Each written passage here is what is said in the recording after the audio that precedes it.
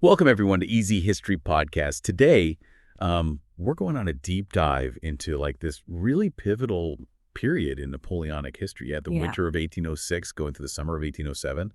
It's this crazy journey, from the frozen plains of Poland all the way to, a dramatic meeting on a raft right in the middle of the Niemen River. We're going to see, Napoleon at the height of his power and explore the seeds of his, eventual downfall. It's a really fascinating time because it reveals so much about Napoleon, not just, as this military genius, but also as a man driven by ambition, love, even maybe like a little touch of hubris. It's December 1806. Okay, imagine Napoleon fresh from victories against Austria, Prussia. He arrives in Warsaw.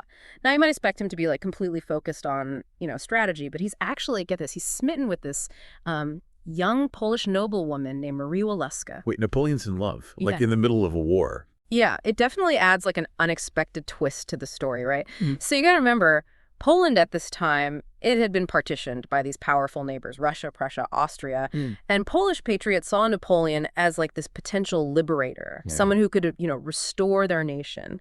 Marie Waleska, whether driven by patriotism or genuine affection, she played a role in fostering this image of Napoleon as a champion of Polish independence. So while Napoleon's off finding romance in Warsaw, what's happening with his troops, are they enjoying the comforts of victory?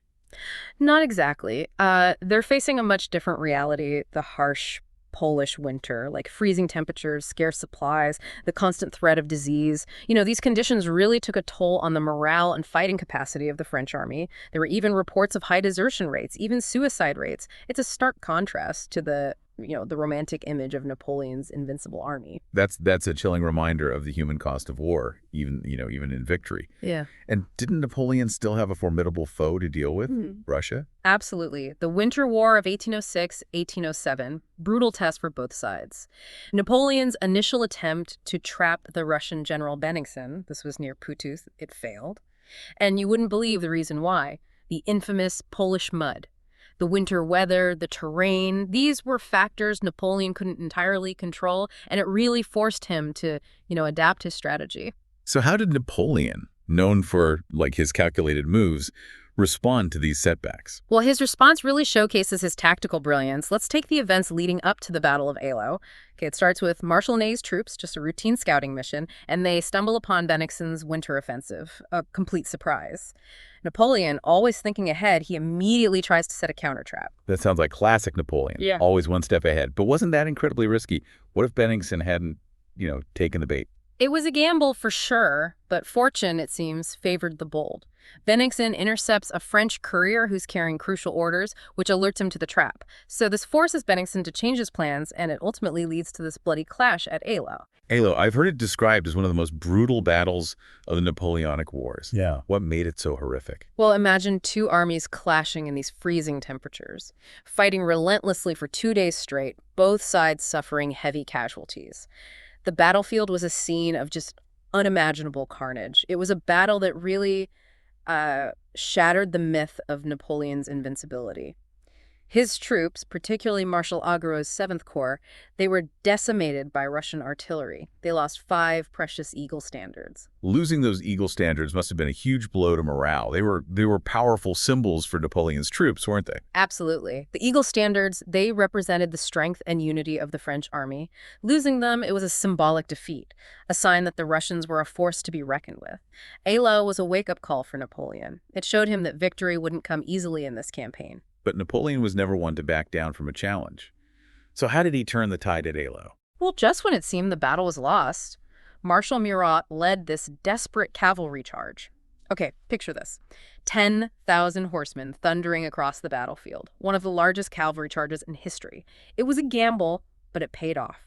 It saved the day for Napoleon and drove the Russians back. Wow, that must have been an incredible sight to behold. Yeah. But if I remember correctly, Eylau ended in a stalemate, right? Yes, despite that heroic cavalry charge, Eylau ended in a bloody stalemate. It was far from Napoleon's usual, decisive victories. It left both sides really battered and exhausted. So what happened next? Did the armies just sit there and lick their wounds? Well, while the main armies were recovering, another important development was taking place, the Siege of Danzig. Danzig, why was that city so important? So Danzig was the strategic port city that held immense value for Napoleon. Control of Danzig meant securing his northern flank. It meant eliminating a potential threat from Prussia. And it freed up troops for his main objective, which was defeating Russia and forcing a peace settlement. It was a crucial piece of the puzzle in his grand strategy for dominating Europe. So how did Napoleon go about capturing Danzig? Well, he tasked Marshal Lefebvre and the 10th Corps with laying siege to the city. Imagine the relentless bombardment, the fierce fighting, the slow but steady tightening of the French grip on Danzig. The siege lasted for months, but eventually the Prussian defenders were worn down and forced to surrender. That's quite a contrast to the dramatic clash at Eylau. It sounds like siege warfare was a grueling and methodical affair. Absolutely. Siege warfare was a different kind of battle, one of attrition and patience. It required immense discipline, engineering skill, and often resulted in, long and bloody conflicts. But the capture of Danzig was a crucial victory for Napoleon. It consolidated his control over the region and paved the way for his next move against Russia. So with Danzig secured, Napoleon was ready to resume his campaign against Russia. But what kind of shape were both armies in after the brutal winter and that bloody stalemate at Eylau? Both sides had suffered heavy losses and were really in desperate need of reinforcements. The spring thaw, had turned the battlefields into muddy quagmires, making movement difficult, really slowing down the pace of operations. It was a time of rebuilding, repositioning, as both Napoleon and Bennigsen prepared for the next decisive clash. And that clash would come at Friedland, right? But before we dive into that battle, can you tell us a bit more about what happened in the lead up to Friedland? Were there any significant skirmishes or maneuvers that shaped the course of events? There were indeed. After Eylau, there was this whole series of smaller engagements and strategic maneuvers. Both Napoleon and Bennigsen, they were jockeying for position. Napoleon actually suffered a setback at Heilsberg. It highlighted that the path to victory wasn't always smooth. But Bennigsen, under pressure from the Tsar to achieve a decisive victory, he made a critical mistake.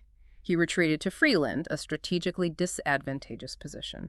Ah, so Friedland wasn't just some random encounter, but it was the result of these earlier moves and counter moves. It sounds like Bennigsen was playing right into Napoleon's hands. That's exactly right. Bennigsen's retreat to Friedland would prove to be his undoing.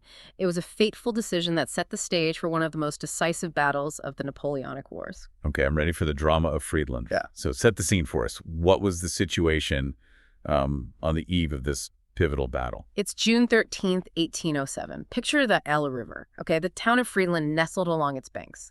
Bennigsen's army, weary from weeks of maneuvering, overconfident after repelling a smaller French force, they are unknowingly marching into a trap. Talk about being in the wrong place at the wrong time. So how did the battle unfold? Did Napoleon spring his trap immediately? Or was there this tense standoff before the fighting erupted? The battle, it began with Marshal Lannes. Outnumbered but fiercely determined, he held off that initial Russian advance. He fought desperately to buy time for Napoleon to arrive with reinforcements.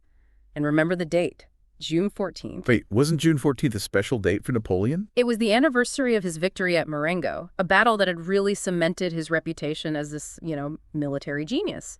Napoleon saw it as a good omen, a sign that victory would be his once again.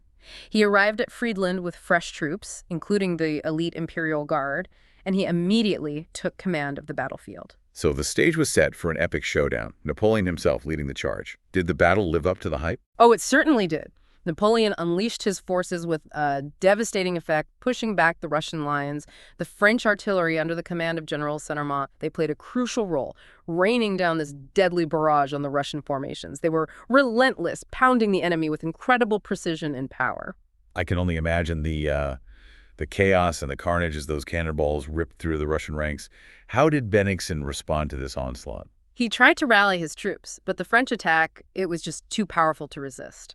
The Russian lines, they began to crumble, and soon their retreat turned into this chaotic rout. They were forced to flee across the Elbe River with the French hot on their heels.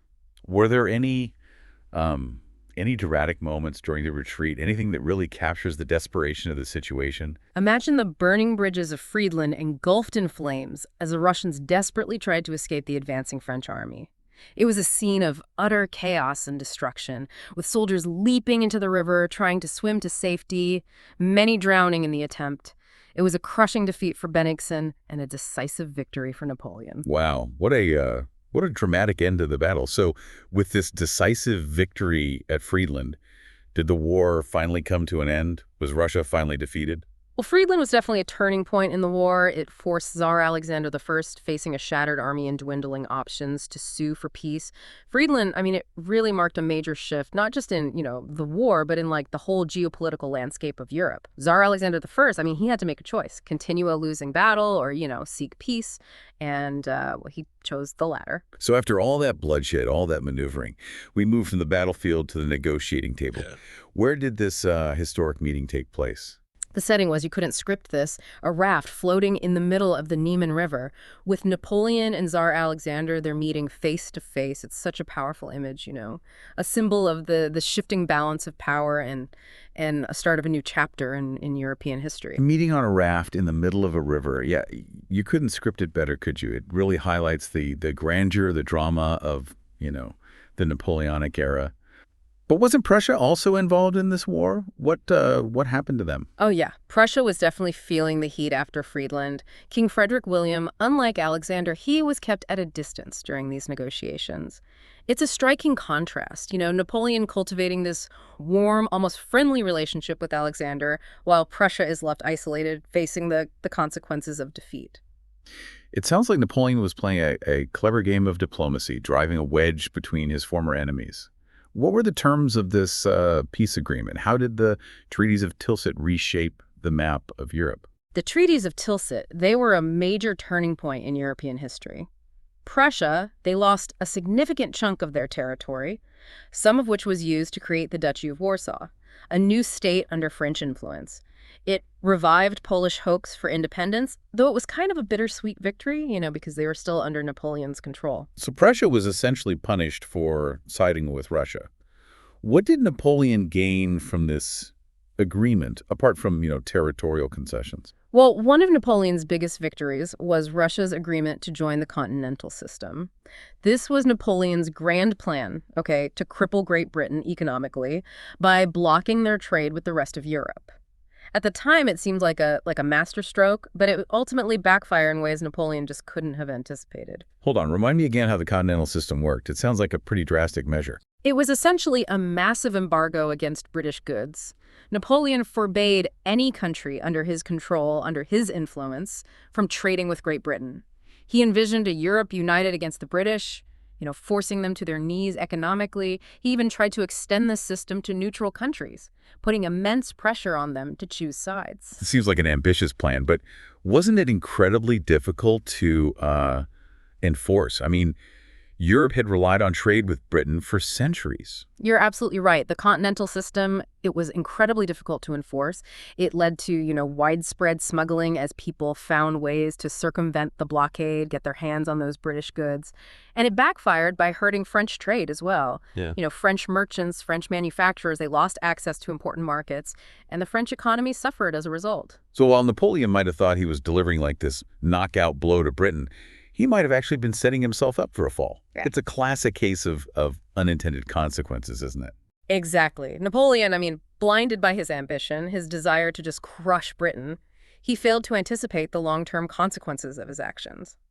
The continental system, while it was initially successful in disrupting British trade, it sowed the seeds of resentment, economic hardship across Europe.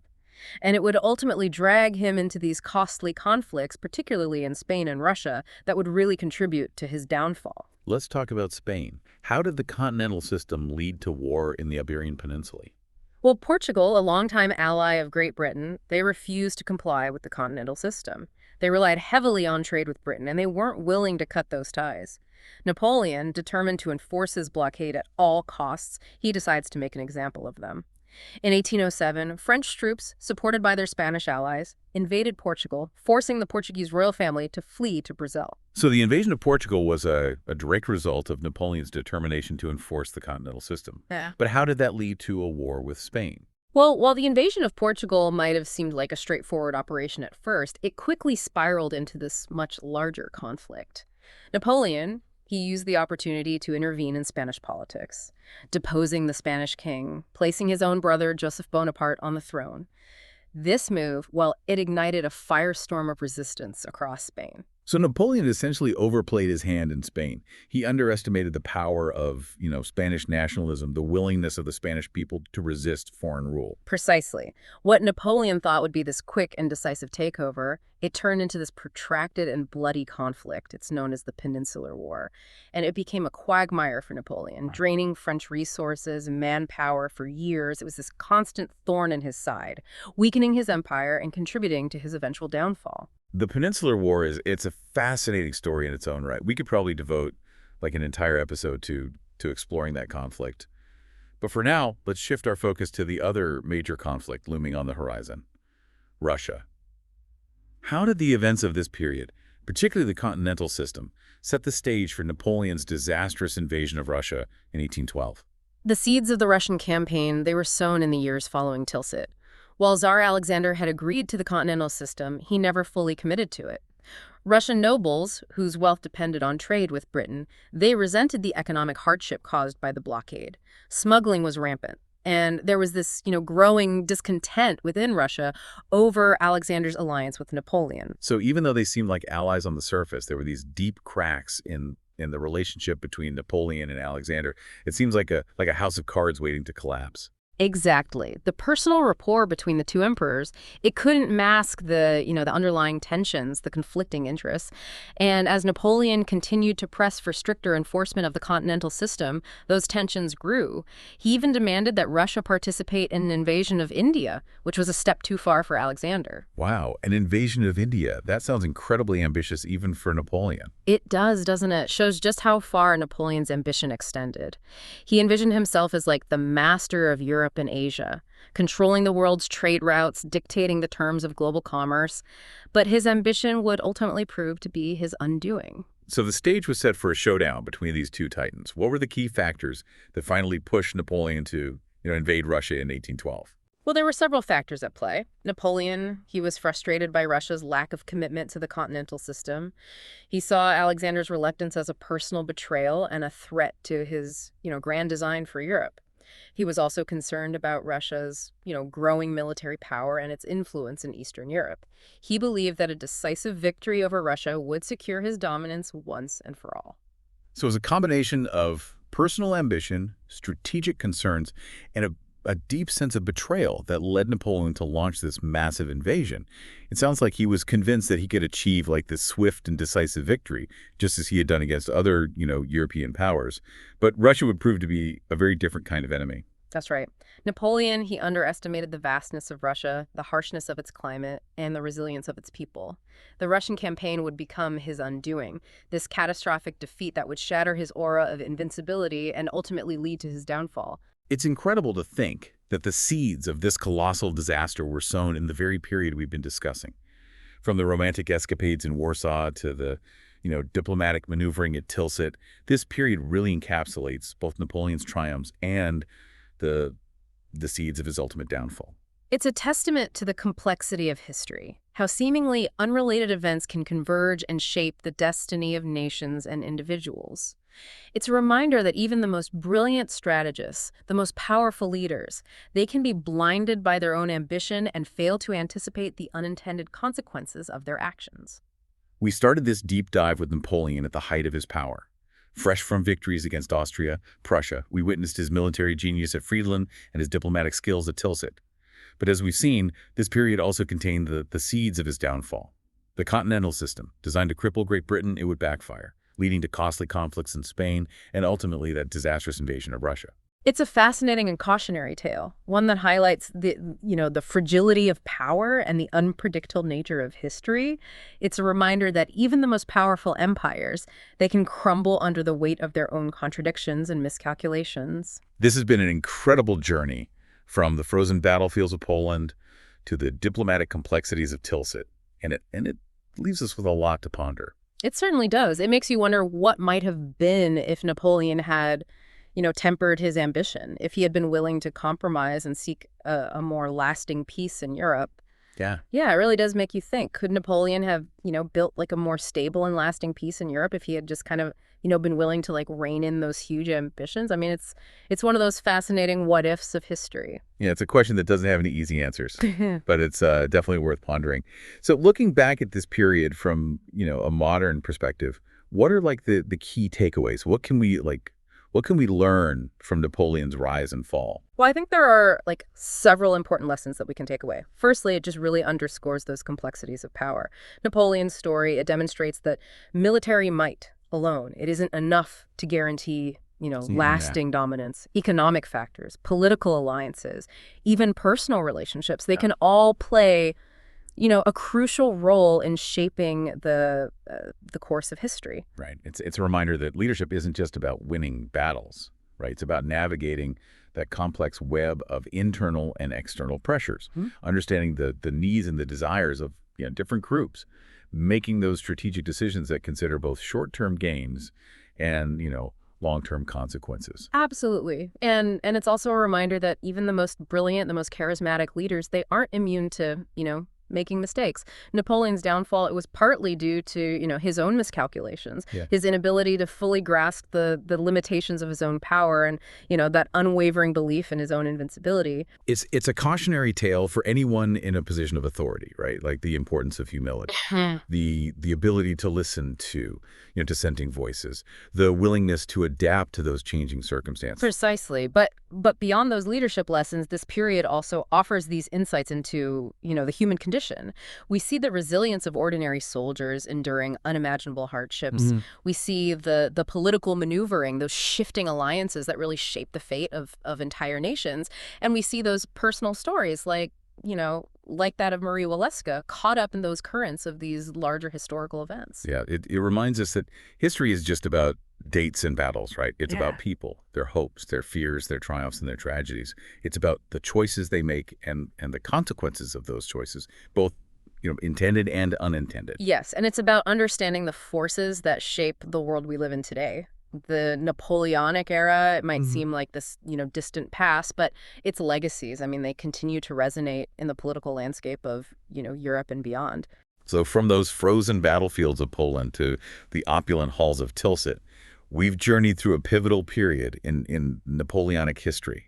We've witnessed Napoleon's rise to, the pinnacle of power, his military genius, his diplomatic skills, and of course the seeds of his eventual downfall. It's been a fascinating exploration of, ambition, power, and those complex forces that shape the course of history. And it leaves us with this profound appreciation for the enduring power of the past to, inform and inspire us in the present. Well, thank you for joining us on this deep dive into Napoleonic history. We hope you've enjoyed the journey and that it's, sparked your curiosity to learn even more about this, fascinating period.